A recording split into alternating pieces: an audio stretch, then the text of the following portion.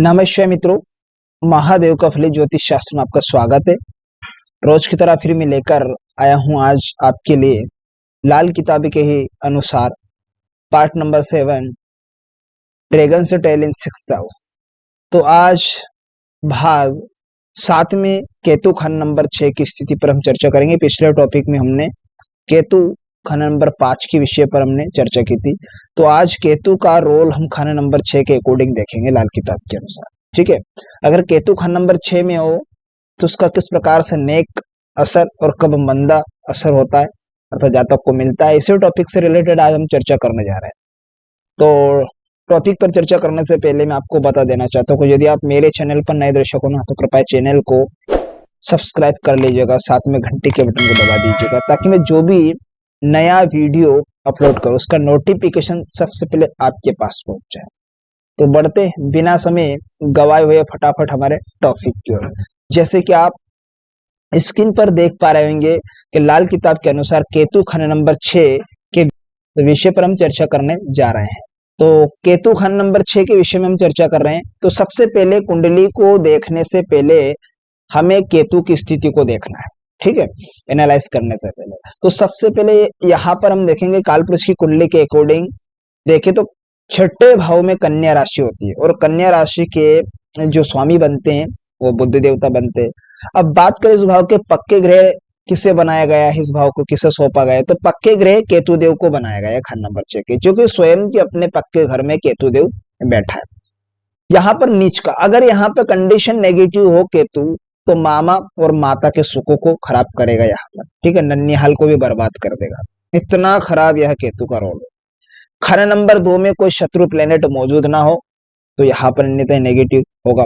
केतु खंड नंबर 6 में है तो भी यहाँ पर क्या होगा, शेर कद खुकार कुत्ता अर्थात डरने वाला नहीं होगा, एक कुत्ते के समान खुकार होगा। ठीक है, दो रंगी दुनिया यानी सफेद काला यानी काला सफेद दो रंगी दुनिया अर्थात वो मामा और माता को तकलीफों का सामना करेगा, नन्हीहाल तक को खराब करेगा। हजम घी अगर कुत्ता दुनिया में करता तो छुपे फिरता हर घर में बुजदिल न डरता, तो स्वयं बुजदिल तरीके से नहीं रहता, डरपोक नहीं रहता है, छुपे रहता हर घर में हर भाव में, इसका ये रिजल्ट होगा। लेकिन खंड नंबर 6 में केतु है तो बृहस्पति की कंडीशन को देखना बेहद जरूरी। जैसा जन्म कुंडली में बृहस्पति होगा वैसा केतु का रोल होगा। रंग दो रंगा केतु होता, असर होता भी दो रंगा है, अर्थात केतु का जो दो रंगा काला सफेद रंग का होगा असर होगा, यानी कि माता और मामा के बीच के यहाँ नन्हीहाल को खराब करेगा, यानी ठीक है दो रंग होगा। मामू माता ना बेशक उम्दा, चाहे मामू अर्थात मामा और ना माता बेशक उम्दा हो अच्छा हो तो शनि भलाई होता। केतु की चीजों पर केतु मंदा, और केतु से रिलेटेड जो चीज होगी वो मंदा। ठीक है, पर मंदा ना दूसरों पर हो। ग्रेट एवे कोई साथी बैठा अर्थात खंड नंबर 6 में केतु बैठा, उसके साथ में कोई अन्य प्लेनेट बैठ जाए तो दोनों का रिजल्ट नेगेटिव होगा, जो भी प्लेनेट बैठेगा वहां। खुद मंदा बुरा दूसरों पर, स्वयं भी मंदा होगा और अपने साथी प्लेनेट को भी खराब करेगा, दूसरों को भी खराब करके रख देगा। गुरु भले औलाद हो बढ़ता, अगर बृहस्पति कुंडली में अच्छा हो तो औलाद के लिए अच्छा रिजल्ट होगा, यहाँ पर केतु ठीक कंडीशन है। शुक्र मुसीबत करता हो, टेवे कोई नर ग्रह जब दो उत्तम, कुंडली में जब भी नर ग्रह दो उत्तम होंगे, तूफान केतु का मंदा हो तो तूफान केतु का मंदा होगा। गुरु मंगल ना हो जब साथी ना ही मिला बुधवारा हो, बढ़ता केतु खुद नेकी अपनी तगुम्बर खुद ना जब तक हो। अब इनके फरमानों को हम पूरा समझ लेंगे। ठीक है, अब यहाँ पर क्या है कि अपनी संतान तथा सलाहकार सदा नेक सलाह देंगे।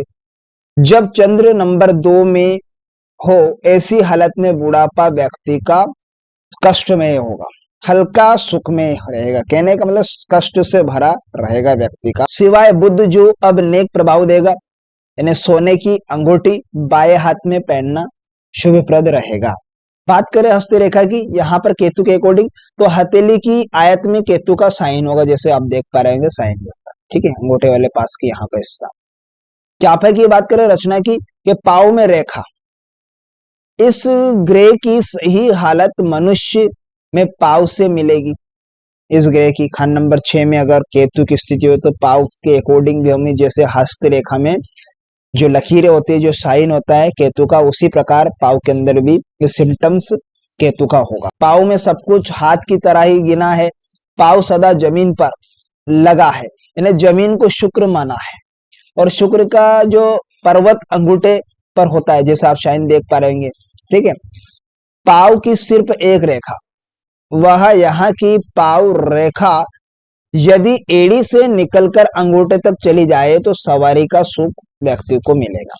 याद रख, यानी उंगलियों को छोड़कर पाव की अगर शंख चक्र सिद्धप का निशान दाएं पाव पर हो तो पर्वत या ग्रह के कायम होने का नेक प्रभाव जातक को होगा, हाथ की तरह होगा।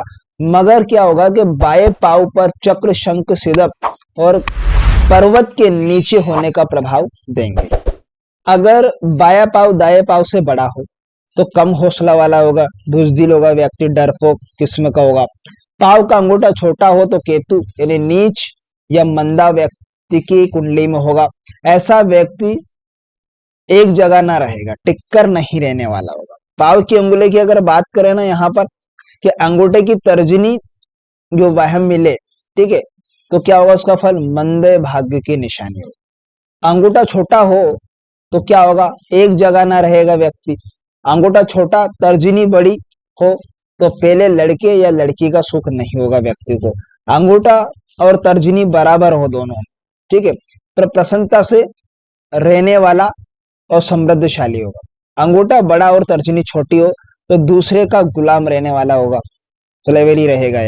तर्जनी माध्यम से बड़ी, औरत गरीब घर की और तथा उससे दुख मिले।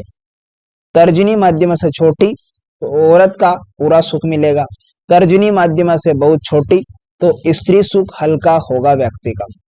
अनामिका माध्यम से छोटी होगी पैर की तो स्त्री सुख हल्का होगा। कनिष्ठिका अनामिका से बड़ी होगी तो नेक भाग्य की निशानी होगी। कनिष्ठिका अनामिका बहुत बड़ी तो मंदे भाग्य का फल होगा। कनिष्ठिका अनामिका से बहुत ही बड़ी हो तो जलील होगा व्यक्ति। कनिष्ठिका अनामिका के बराबर हो तो संतान का सुख, परंतु आयु कम होगी संतान की। पांचों उंगलियां बराबर या दराज लंबी तो हुक्मरान होगा, शासक होगा, ठीक है। पांचों एक दूसरे से बड़ी होती जाए तो क्रम से, ठीक है, पांव की उंगलियों के नाखून तो साहिबे संतान प्रभाव देगी। सुर्ख तांबे रंग के हो तो राजा या हुक्मरान होगा व्यक्ति। नीले रंग के होंगे नाखून या तो आला मर्तबा, और जरद रंग अर्थात पीले रंग के होगा तो दीवान साहिबा होगा व्यक्ति, और शाही रंग का होगा तो चोर डाकू या लुटेरा। फिर भी मंदा या केतु के ये रोल होंगे। ये सिम्टम्स आपको पैरों के उंगली से आप देख सकते हैं। तो कितना जबरदस्त है लाल किताब की, इतना तो वैदिक में भी नहीं फिक्स होता है। आप पाव की उंगलियों से आप टारगेट कर सकते हैं व्यक्ति को, कितना क्या है। तो ये रोल है लाल किताब के केतु खंड नंबर 6 की स्थिति का। अब बात करेंगे हम केतु की नेक दशा की। तो अगर केतु शुभ कंडीशन में हो तो क्या फल होगा, ठीक है। तो जैसा बृहस्पति टेवे में होगा वैसा ही केतु का हाल होगा, वैसा ही फल होगा। केतु से लड़का अर्थात कुत्ता, गधा, सुअर भी माना जाता है। तो ऐसे में अगर केतु कहीं ना कहीं कुंडली में अशुभ है तो सुअर या कुत्ते की सेवा कीजिए तो यह केतु का रिजल्ट पॉजिटिव होगा। और ऐसे पुरुष की संतान यदि इन पशुओं की भांति नालायक हो जाए ना, तो जिस प्रकार से एक साधारण कुत्ता शेर की खाल को पहनकर अपने स्वामी की सहायता कर सकता है बृहस्पति, उसी प्रकार से वह संतान अपने पिता की सहायता अवश्य करेगी अर्थात बृहस्पति। तो जिस प्रकार केतु खंड नंबर 1 ने सूर्य की सहायता दी जाए तो सूर्य कुंडली में कैसा और कहीं भी बैठा हो, तो उसी प्रकार खंड नंबर 6 का केतु इन्हें बृहस्पति को कभी भी मंदा ना होने देगा, चाहे बृहस्पति केतु खंड नंबर 6 के समय कहीं भी और कैसा भी बैठा हो कुंडली में, ऐसी कंडीशन है। अब यहाँ पर देखेंगे शनि का प्रभाव भी भला ही होगा, अच्छा ही होगा। अब संतान तथा दूसरे परामर्शकर्ता ठीक सलाह ही देंगे। इस घर में ग्रह चाली कुत्ते अर्थात केतु टेढ़ी धूम यानी कुत्ते के स्थान में मानी गई है। शत्रु दबे रहेंगे, व्यक्ति का धन पर धन आएगा व्यक्ति का। हस्तरेखा की अगर बात करें ना तो हाथ का अंगूठा सीधा ही रहे, ठीक है, और अकेला ही बैठा हुआ हर प्रकार से उत्तम फल देगा। यहाँ पर केतु खंड नंबर 6 का मामूली कुत्ता भी शेर की तरह खाल पहनकर अपने यानी बृहस्पति यानी पिता की सहायता करेगा। गर्जे के ऐसा पुरुष स्वयं के लिए अच्छा परंतु दूसरों के लिए बुरा असर देगा व्यक्ति के।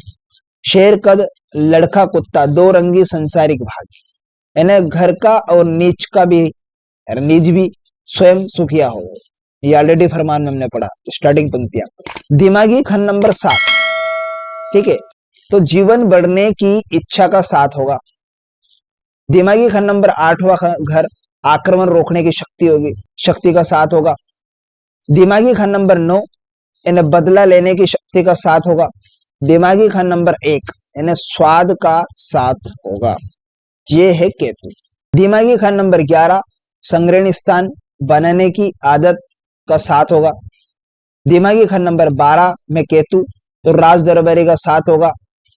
बुध केतु दोनों का नेक फल होगा जब बुध खंड नंबर 6 में मौजूद हो। संतान से बढ़ता होगा, मामूली चूहा भी जाल काटकर सहायता देगा। यानी जब बृहस्पति उत्तम हो, कुंडली में उत्तम अष्टम अच्छी कंडीशन में हो, शुक्र की आपत्ति को दूर करता होगा। ऐसे में शुक्र कायम या उत्तम हो अच्छी कंडीशन में, केतु अपनी नेकी में बढ़ता और उत्तम फल देने वाला होता है होगा।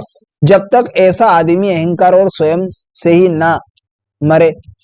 जब बृहस्पति मंगल खंड नंबर 6 में ना हो और ना ही खंड नंबर 12 में बृहस्पति मंगल या बुध हो, तब आयु लंबी 70 वर्ष की, यानी मामू का घर सुखी और देश प्रदेश के जीवन में आराम होगा व्यक्ति को। जब तक बृहस्पति नेक हो या खंड नंबर 2 की दृष्टि से भली हो अच्छी कंडीशन। क्याफा की अगर बात करें पीठ पर ऊर्ध्व रेखा या गर्दन की ओर से नीचे रीढ़ की हड्डी पर पीठ के 2 भाग में बांटने वाली रेखा हो तो यह नेक फल जातक को देखने को मिलेंगे। बात करें केतु की मंदी दशा की, तो केतु अमूमन बुध का शत्रु और शुक्र का मित्र होता है, लेकिन इस घर में केतु की चाल उल्टी होगी। अब यहाँ केतु बुध का मित्र हो जाएगा और शुक्र का शत्रु होगा। यानी कुत्ता क्या जाने हलवे का स्वाद, ये ऑलरेडी फरमान में हमने स्टार्टिंग में चर्चा की थी कि कुत्ते को घी हजम नहीं होता और आधार पर ऐसा व्यक्ति बेकदर हर जगह पाव की ठोकर से लड़खड़ाते पत्थर नाचीज टुकड़ा की तरह होगा। मामा तथा मामा का खानदान भी बर्बाद होगा, मंदा असर वहां तक मिलेगा। बाएं हाथ पर सोने की अंगूठी धारण करेगा, जातक को फायदेमंद साबित रहेगा। जब केतु खंड नंबर 6 की चीजों से संबंधित चीजें कामकाज या संबंधियों का फल भी बर्बाद होगा या मंदा फल होगा। जब नंबर 2 की दृष्टि से केतु बर्बाद हो रहा है, जब भी कोई खंड नंबर 2 में कोई शत्रु प्लेनेट बैठा हो तो उसमें नेगेटिविटी खंड नंबर 6 पर जाएगी। मंदी हालत में दिमागी खंड नंबर 1 और होशियारी तथा 5 खुददारी और 4 खुद पसंदगी का साथ होगा। यात्रा बेमतलब और शत्रु बिना बुलाए खड़े हो जाएंगे, बेमतलब शत्रुता खड़ी हो जाएगी जातक के साथ में मंदी कंडीशन में। जब बृहस्पति मंदा हो कुंडली में ऐसी कंडीशन में, तब मामा और माता का हाल अच्छा ना होगा, बुढ़ापा हल्का होगा। जब चंद्र नंबर 2 में हो, मगर केतु अब केतु की दूसरी चीजों या संतान पर मंदा ना होगा। केतु स्वयं और दूसरे के साथ बैठे ग्रह के सिवाय बुध के जो नेक फल होंगे दोनों का हाल मंदा होगा। कोई भी ग्रह सिवाय बुध का नंबर 6 के, केतु हर तरफ से मंदा तूफान पैदा करने वाला होगा। अपना ही कुत्ता काट खाए पाव पर खराबियां शुक्र की मंदी निशानी होगी। अब विचारों पर बुरा प्रभाव बृहस्पति के मंदे प्रभाव की निशानी होगा। यानी बृहस्पति या शुक्र दोनों में से कोई मंदा, दोनों का मंदा फल होगा जब शुक्र का नंबर 6 में। तो मैं पुनः आपको केतु का नंबर 6 के मंदे असर व नेक असर पर विस्तार से समझा देता हूँ, इसे क्लियर एक बार हो कि कुंडली के 6ठे घर में केतु एक खुखार कुत्ता होता है, ठीक है, जो कि मामा और माता को कष्ट रहता है ऐसी कंडीशन में। यह घर केतु का जो अपना स्वयं का पक्का घर होता है, जातक को यहाँ पर व्यक्ति होगा जो अभिमान नहीं होता है, ठीक है, और वहाँ अच्छा सलाहकार होता है। 2 रंगों वाले यानी कि जो सफेद काले कुत्ते की तरह 2 रंग का प्रभाव मिलता है जातक को यहाँ पर। माता और ननिहाल में इसका बुरा असर होता है। जन्म कुंडली में बृहस्पति अच्छा हो तो संतान के लिए उत्तम फलदायक होता है, और कुंडली में 2 ग्रह सूर्य मंगल या बृहस्पति श्रेष्ठ स्थिति में होने पर यहाँ केतु का प्रभाव ठीक रहता है। ऐसा जातक कुत्तों से डरने वाला होता है। जैसा पहला राहु सूर्य को सहायता पहुंचाता, ठीक है, उसी तरह छठे भाव का केतु बृहस्पति को कभी नीचा नहीं होने देता। यानी ऐसा जातक की संतान पिता के कामों में हाथ बटाती है। अकेला जो अगर ड्रैगन से डेल को देखा है, अकेला केतु बैठा हो इस घर में, तो जातक को श्रेष्ठतम फल प्रदान करता है, परंतु दूसरों के लिए क्या होता है, ठीक नहीं होता है। जब बृहस्पति कुंडली में श्रेष्ठ हो और दूसरा घर भी खाली हो, ठीक है, कोई प्लेनेट मौजूद नहीं हो, तो जातक की 70 ईयर्स की आयु, मंदी दशा की अगर यहाँ पर बात करें ना केतु की, तो केतु शुक्र का मित्र होता है, ठीक है, ये आप जानते हैं, और यहाँ पर बुध का दुश्मन होता है। लेकिन इसके विपरीत कंडीशन यहाँ पर घटित होगी, उल्टी रोल होगा यहाँ पर, परंतु इस घर में केतु की चाल उल्टी रहती है। यानी छठे घर में केतु बुध का मित्र बन जाता है और यहाँ पर शुक्र का शत्रु, यानी केतु का शत्रु शुक्र बन जाएगा, यहाँ पर उल्टा रोल होगा, शुक्र का दुश्मन होता है अब यहाँ केतु, ठीक है, वह ननियाल का प्रभाव नीच का कर देता है, माता के प्रभाव को खराब करेगा, मामा के सुखों को भी बर्बाद करेगा, मामा के घर का भी हाल खराब करेगा। यानी शुक्र बृहस्पति की जब भी समय अवधि आएगी तो बेवजह की यात्राएं करवाएगा, है ना, बेमतलब से शत्रुता बन जाते, शत्रु मोल ले लेता है या शत्रु बन बैठेंगे व्यक्ति के, कुत्ता काट खा जाता है। तो दूसरे चंद्र की समय अवधि में मामा और माता का हाल भी मंदा होगा, जातक का जो बुढ़ापा वो कष्टमय तरीके से व्यतीत होता है। और बुद्ध के सिवाय हम देखें तो केतु के साथ अन्य कोई भी ग्रह हो तो दोनों का प्रभाव क्या होगा, खराब होगा। जो साथ में बैठे है वो ग्रह भी खराब होगा, यहाँ केतु का भी खराब होगा, ठीक है। और चंद्र और केतु दोनों छठे घर में हो तो संतान पर बुरा प्रभाव पड़ता है, यानी दादी पोतों का मेल नहीं रहता है। यदि माँ 43 दिनों के पहले बच्चे का मुख देख ले तो दोनों में से एक रोगी रहता है। जातक धनवान और शत्रुओं को परास्त करने वाला माहिर होता है ऐसे में, और अपने जो नन्याल के लिए शुभप्रद होगा, शुभ होता है व्यक्ति। यानी छठे केतु बृहस्पति की मदद करता है, जातक की संतान जातक की सहयोगी होती है। अब यहाँ पर क्या कहते हैं, छठे घर का केतु जातक के लिए उत्तम फल देता है, तो ऐसा जातक दूसरों के लिए बदनसीब होता है। अगर यही केतु खान नंबर 6 में नेगेटिव हो तो उसे क्या रेमेडी करना होगा, यानी केतु नीच के हो तो केतु से संबंधित चीजों का दान ना ले, ठीक है, उससे संबंधित चीजों का व्यापार भी ना करे तो बेटर है। काले सफेद तिल को बहते हुए पानी में जल प्रवाह करे, नदी के, ठीक है, बंद पानी में ना बहा दे। ससुराल से चारपाई पलंग और सोने की अंगूठी ले और बाएं हाथ में अंगूठी धारण करे और चितकबरी गाय की सेवा करे, यह दान में दे, ठीक है। बहन और कन्या के साथ कभी झगड़ा ना करे तो बेटर होगा। अपनी सामर्थ्य के अनुसार केले मंदिर में देते रहे। और संतान का कष्ट हो तो कुत्ता पाले, कुत्ता मर भी जाए तो तुरंत उसके मरने के बाद 43 दिनों के अंदर दूसरा कुत्ता लेकर आ जाए। तो ये इस प्रकार से केतु खान नंबर 6 के नेक दशा और मंदी दशा पर हमने चर्चा की। तो आशा करता हूँ आज का टॉपिक आपको अच्छे से समझ में आया होगा। तो मिलते किसी नेक्स्ट वीडियो में, तब तक के लिए आप मुझे दीजिएगा इजाजत। नमस्कार मित्रों।